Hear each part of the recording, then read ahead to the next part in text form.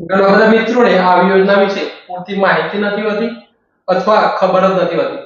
વહાલી દીકરી યોજના.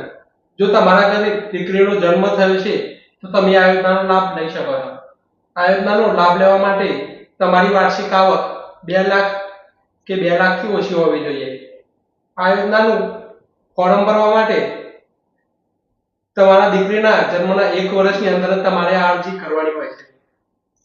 આ યોજના માટે મળવાપાત્ર સહાય છે 1,10,000 રૂપિયા, જે કંઈક આ પ્રકારની છે.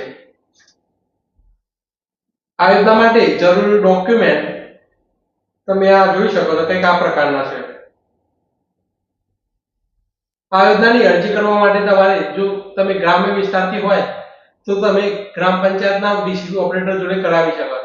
અને જો તમે શહેરી વિસ્તારથી હોય તો તમે તાલુકા કે જિલ્લામાં કોમ્પ્યુટર ઓપરેટર જોડે કરાવી શકો.